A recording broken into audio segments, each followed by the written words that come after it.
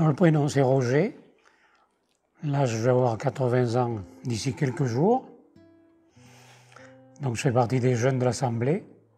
Nicole, je suis née en 1945 et je suis au Seigneur depuis 1963. J'avais une tante à Toulouse qui était chrétienne et qui nous avait porté la parole. Et donc, avec ma mère, on s'est retrouvés à aller aux réunions à Brive. Donc, on allait en train, bien sûr, du Zerche à Brive. Et donc, voilà, c'est comme ça que je me suis convertie. Moi, je me suis converti en 1966. Donc, moi, je ne connaissais pas Dieu, je ne connaissais rien du tout. Je n'étais pas croyant. Et puis, avant de venir sur en Corrèze, j'avais travaillé en Vendée, j'ai eu un accident de voiture. Et le lieu-dit, ça s'appelait Saint-Christophe. La voiture était complètement écrasée, moi j'ai rien eu. Et tout le monde disait là-bas, c'est Saint-Christophe qui t'a gardé. Moi je dis Saint-Christophe, ça se peut que Saint-Christophe t'ait gardé. Comme je ne connaissais rien d'autre. Puis finalement je suis revenu en Corrèze. Et je suis allé à Bénin, il y avait mon copain Michel Prangère avec Marie-Claude à l'époque. Et Michel me dit un dimanche, puisque Nicole était là-bas, elle me dit dimanche après-midi, on va sur Brive, on a une réunion. Est-ce que tu veux venir avec nous? Je dis, je veux venir. Mais il ne m'avait pas dit ce que c'était comme réunion. D'ailleurs, j'étais surpris quand je suis rentré dans la salle à Brive. C'était pas loin de la gare à l'époque. Et que c'était le prédicateur Hutin qui faisait la réunion. Alors, j'ai dit, c'est bizarre. L'autre m'a dit que c'était Saint-Christophe qui t'avait sauvé. Et lui, il parle que de Dieu. Là. Il parle que de Jésus-Christ. C'est Jésus-Christ qui sauve. Ça m'avait turlupiné déjà à l'époque. Et entre-temps, il y a eu une ouverture sur Tulle, en 1966, et je suis venu à Tulle. Et c'était toujours Hutin qui était là, une petite église qui avait rue de la Barrière. Il y avait deux pièces, une pièce devant, plus derrière une petite pièce où Hutin se faisait manger. Donc il n'y avait pas de baptême là. Pour se faire baptiser, on s'est fait baptiser sur Brive. On y est resté 5 ou 6 ans, quelque chose comme ça. Et il y a eu le prédicateur Scott qui a passé et qui a prêché. D'ailleurs, il y a eu des guérisons quand il était sur Tulle. Là. Il y a eu une fille de la Gaine qui a été guérie instantanément. Il y en a eu une autre d'après Madame Cadenne qui a été guérie de l'avenue Victor Hugo. Et c'est que quand le prédicateur Scott a prêché, la prédication m'a touché. Elle s'adressait à moi, cette prédication. Et en réalité, elle ne s'adressait pas à moi particulièrement. Mais ça m'a touché, et c'est là que j'ai décidé de me faire baptiser. Alors moi, j'ai le souvenir de la Barrière, d'une église qui était le dimanche, j'ose le dire, bondée. Toutes les chaises étaient pleines. Je me souviens de Monsieur Tavet qui venait jouer de l'accordéon pour faire les cultes. Je me souviens de ça. L'église il y avait une atmosphère vraiment de joie, vraiment c'était, pour moi, je vivais quelque chose de fort. Et ma mère nous amenait dans la poussette jusque rue de la Barrière, ma sœur et moi, les deux plus petites, elles prenaient, puis hop, rue de la Barrière. Et quand il n'y avait pas d'église à Tulle, elle nous amenait à Brive avec mon père, et tout le monde dans le train, on partait à Brive pour le culte, et on revenait en train. Donc c'était Monsieur Hutin donc, qui a ouvert l'église, qui était un homme extraordinaire, qui se mettait vraiment à la portée de tout le monde, moi qui étais une enfant, il avait autant d'égards pour les enfants que pour les adultes. Hein. Il était vraiment exceptionnel, voilà, blagueur, voilà. Enfin moi j'en ai ce souvenir en tant qu'enfant. Hein, voilà. Il y avait les anciens qui prêchaient aussi le jeudi, ça arrivait quand le pasteur n'était pas là, Monsieur Ziegler, effectivement, Monsieur Ziegler prêchait. Il y avait aussi, il y avait une église vraiment, le noyau était vraiment fondé, c'était vraiment ancré. Élie Servanti était vraiment le pilier de tout ça. Hein, j'ose dire que c'est grâce à lui, quelque part, que l'église a grandi à Tulle. Et qu'elle est ce qu'elle est maintenant. Hein, parce qu'il a eu pas mal de soucis. Mais il a tenu bon et l'église est ce qu'elle est.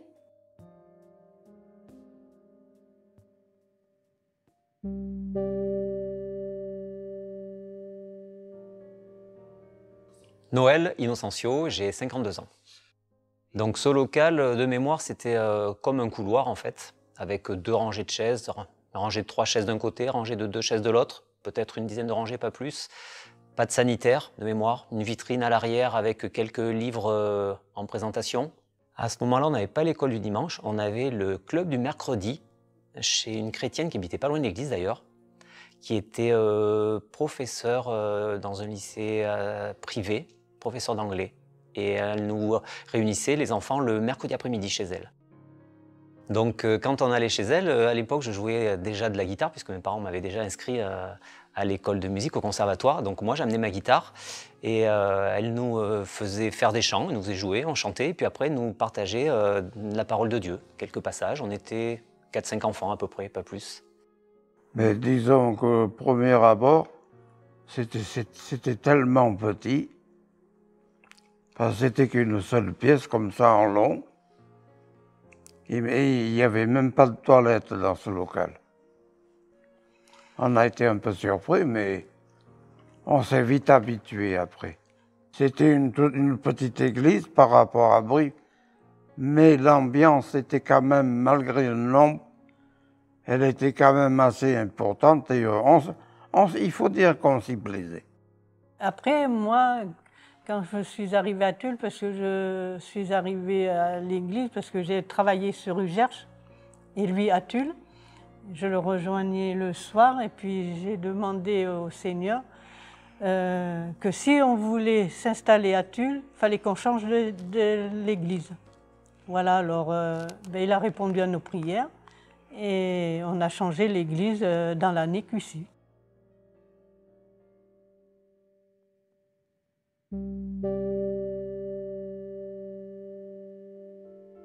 Après, on a été à Souillac avec Henri Donati. On a tout bouleversé, on a vraiment fait un chantier exceptionnel aussi. Moi, je me souviens, avec Jean-Yves, on avait une petite remorque, on a débarrassé cet endroit qui serait notre future église. On a amené des remorques de dépliants, de cartons, de trucs qui étaient moisis, incroyables. Mais petit à petit, Dieu nous a fait grandir. Et comme on a soif, Dieu nous donne à boire. Rue des Martyrs, c'était une salle un petit peu plus grande. Il y avait un petit local qui faisait pour le club du dimanche. À l'époque, ça s'appelait toujours comme ça. Et donc, il y avait une petite salle à côté avec un toilette, je pense. Dans celui-là, par contre, c'était déjà un peu mieux. Et la salle, elle était plutôt carrée, celle-ci, avec, je sais pas, peut-être une vingtaine de places aussi. Pas guère plus au final, ou peut-être une trentaine, je sais pas. Avec, il y avait une petite entrée, par contre, une petite librairie de mémoire sur la gauche quand on rentrait. La salle était plutôt à droite et en face de l'entrée, on avait donc la petite salle pour accueillir les enfants le dimanche matin. Ça ressemblait à une vraie salle en fait. C'était vraiment autre chose. On pouvait recevoir des gens, on pouvait accueillir beaucoup plus de monde, beaucoup plus d'enfants. Il y avait des sanitaires, ce qui pouvait repousser certaines personnes qu'on n'avait pas avant. C'était vraiment plus grand, plus convivial. Beaucoup plus de place. L'estrade permettait d'avoir plus de musiciens, de choristes, c'était vraiment mieux. On pouvait projeter les chants à l'écran, on a eu des vidéoprojecteurs du coup, il y a beaucoup de choses qui ont évolué avec cette salle, oui. Qu'on n'avait pas dans la toute première en fait. On n'avait peut-être même pas de sonorisation, peut-être même pas de micro dans la petite première salle, oui. Non, là c'était vraiment une vraie église, je dirais. Delphine Bessac, 37 ans. David Bessac, 38. Alors moi j'ai eu la chance de naître dans une famille chrétienne. J'ai pu participer à tout ce qu'on peut participer à l'église, les spectacles, tout ça. Et puis voilà, et puis quand j'ai eu passé, on va dire quand je suis arrivé à l'adolescence, j'ai mis un peu ça de côté, puis je suis parti à droite à gauche, la moto, les trucs comme ça. Et puis après, je suis revenu vers le Seigneur dans les années 2000, après 2000. Et en fait, ma vie était assez chaotique, que ce soit sentimentalement ou ou tout ce qui, voilà, ma vie en général. Et un jour, j'ai demandé à Dieu, sur une rencontre de jeunes, j'ai dit stop, j'ai dit voilà, je veux autre chose. Je lui ai demandé de me libérer de tout ce qui, voilà, je voulais plus entendre parler de filles, de tout ce qui, voilà, et tout ce qui pouvait m'enchaîner. Donc j'ai tout laissé tomber, j'ai tout donné à Dieu. Et puis voilà, après j'ai fait cette rencontre, enfin quand j'ai tout abandonné à Dieu, ben, c'est à ce moment-là que j'ai fait la vraie rencontre avec Dieu. Et bizarrement, il m'a mis Delphine sur la route. Voilà. Et moi je me suis baptisé en 2007. Et moi c'était, en fait, moi je suis quelqu'un, c'est noir ou blanc. Et j'ai dit au Seigneur que si je m'engageais, c'était pour la vie. Donc voilà, je me suis engagé. Voilà.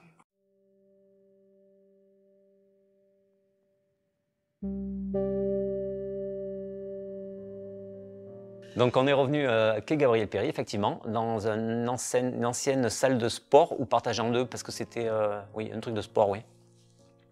Et là, donc là, il y a eu beaucoup de travaux, par contre, puisque c'était une salle vide, dans laquelle il a été fait 2 salles pour le club des enfants. Il y a eu des sanitaires qui ont été créés, 2 sanitaires aussi, une petite cuisine. Et là, par contre, c'était une salle plus grande, peut-être une centaine de places, je sais pas. C'était grand, avec une estrade qui avait été construite aussi, un baptistère aussi, parce que je n'ai pas précisé, mais dans les autres, on n'avait pas de baptistère, effectivement. Tandis que dans celle-là, effectivement, on a eu un baptistère sous la scène, oui.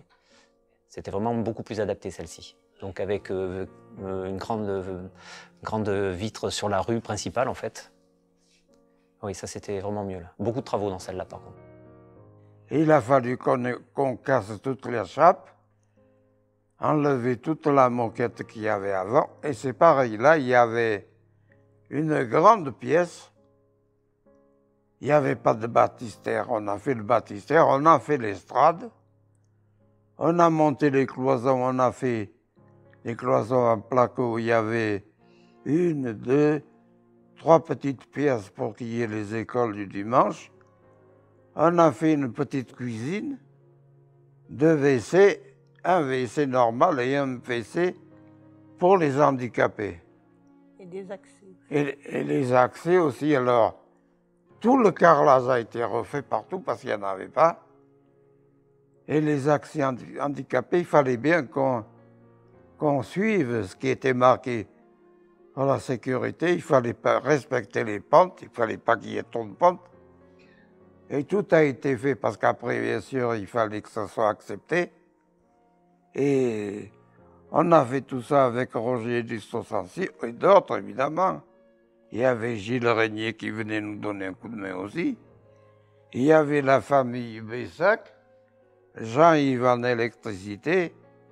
Et puis les 2 accès handicapés, l'entrée plus la sortie de secours. Sortie de secours qui était quand même assez importante. Et quand on a voulu pour inaugurer, je n'étais pas encore handicapé quand on a fait tous ces travaux. Quand on a fait les essayages des accès handicapés, c'est moi qui les ai faits avec mon fauteuil. Surtout, la plus grosse difficulté qu'on a eue, c'est que cette salle dépendait de l'autre salle de sport. Et il a fallu tout mettre en sécurité pour pouvoir travailler. Et qu'est-ce qui s'est passé? Il fallait couper les lignes qui arrivaient, rebrancher, se mettre en sécurité. Et là, on a eu quelques petits soucis parce que les fusibles de la salle de sport, les disjoncteurs, on les leur a fait sauter plusieurs fois, mais bon.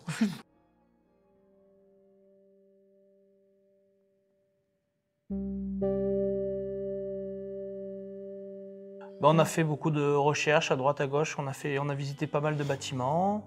La recherche revenait toujours sur ce bâtiment où on est, parce que Mémé, ma grand-mère, connaissait les propriétaires et que ça revenait sur le tapis régulièrement. Donc c'est vrai que au bout d'un moment, c'est que c'était la voix de Dieu. C'était un bâtiment qui servait à la base à réparer les télévisions, machines à laver, des trucs comme ça. Donc c'était un bâtiment d'atelier stockage. Donc il y avait une partie garage et une partie atelier. Ben, c'était pas viable pour une église, quoi. Il a fallu tout casser et que ça soit une coquille vide pour tout recommencer. On a été propriétaire du bâtiment en juillet 2020 et on a eu les autorisations de travail, je crois que c'était octobre ou novembre 2020. Donc les autorisations pour pouvoir changer les ouvertures, faire les murs qu'il y avait à faire et tout ça, voilà. Moi, je m'occupais principalement de la partie maçonnerie, même si j'y connais rien.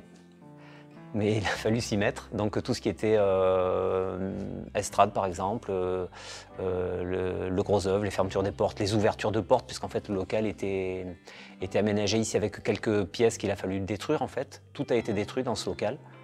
Il a été mis à nu, comme un hangar, et il a été complètement refait. Donc tout l'intérieur, l'isolation, la toiture, couverture, l'isolation extérieure, intérieure, pas extérieure, mais intérieure a été refaite.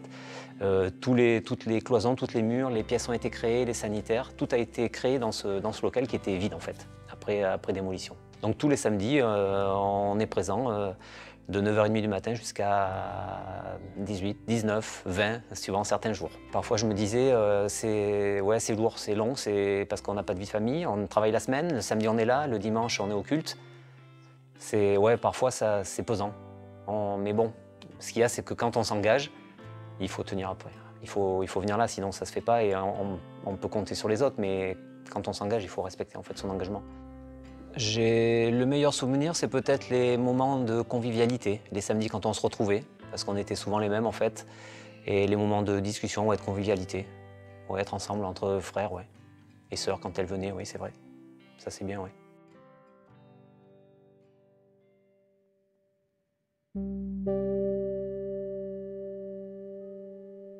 Ben, Le local soit vite rempli. et moi aussi, qu'il soit rempli et par de nouvelles personnes et qui rencontrent le Seigneur, parce qu'on est là pour louer le Seigneur, être reconnaissant envers ce Créateur, parce que si nous sommes là, c'est grâce à lui, peu importe les croyances des uns et des autres, mais nous sommes là par reconnaissance de Dieu, qu'est-ce qu'il a fait pour nous. Je suis content d'être dans cette salle et je souhaite à tout le monde, et surtout aux jeunes, c'est de venir et de retrouver Dieu comme moi je l'ai fait un jour. Parce que sans ça, sans Dieu, on ne peut rien faire. Avec Dieu, tout est possible. Ce que j'aurais envie, on n'est pas nombreux ici et j'aimerais que des gens, que d'autres personnes s'intéressent à Dieu et cherchent peut-être une église. Surtout, il y a peut-être pas beaucoup d'églises, je ne sais pas, et que beaucoup d'âmes viennent ici, que les gens soient bien en fait, qu'on puisse les accueillir, qu'on puisse bien les recevoir aussi, qu'on soit ouvert à ça. Et ça serait bien qu'on puisse, remplir cette église peut-être.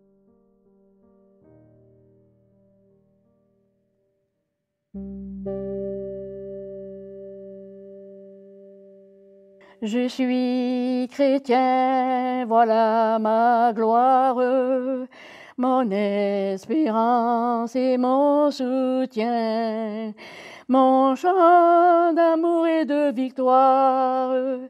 Je suis chrétien, je suis chrétien, je suis chrétien à mon baptême. L'eau sainte a coulé sur mon front. La grâce en ce moment suprême de mon âme a lavé l'affront. Je suis chrétien, je suis le frère de Jésus-Christ, mon Rédempteur. L'aimer, le servir et lui plaire fera ma gloire et mon bonheur.